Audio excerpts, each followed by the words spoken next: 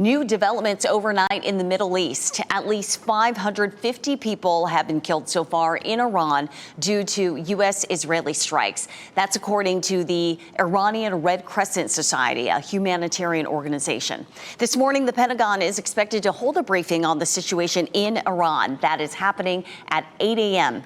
U.S. officials say 3 American soldiers were killed in Kuwait in the military action against Iran. 5 others were seriously injured. The Kuwait Defense Ministry also said this morning several U.S. warplanes have crashed, but everyone is okay. Iran's Supreme Security Council secretary says Iran will not negotiate with the U.S.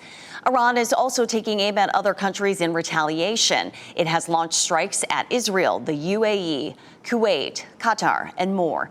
President Trump says this conflict could last 4 to 5 weeks. He also anticipates more U.S. casualties in this conflict. One of the effects from this conflict we are monitoring for in the U.S., higher oil and gas prices. WRAL's Kelsey Coffey is live in Raleigh this morning. Kelsey, analysts are predicting prices to start climbing after the airstrikes over the weekend.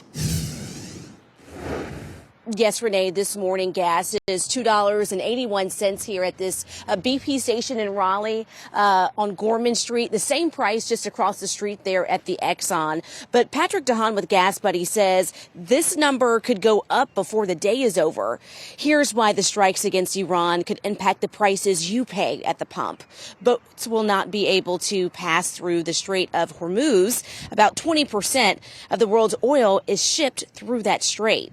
And the attacks on Iran are restricting travel. DeHaan says oil prices have increased to $72 a barrel, which so far is only a $2 increase.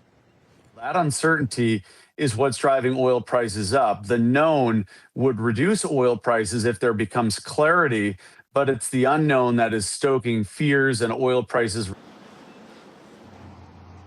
DeHaan says that we could expect to see prices go over $3 starting today. Kelsey Coffey, WRAL News, live in Raleigh.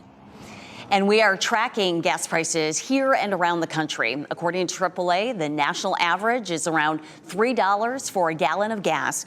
North Carolina is still much lower than that, an average of $2.76 a gallon. The average here in Raleigh is about $2.83 a gallon.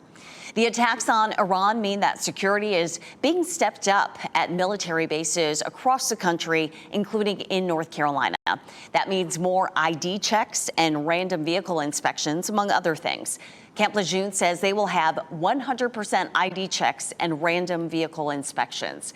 The base is also has suspended the Trusted Traveler program.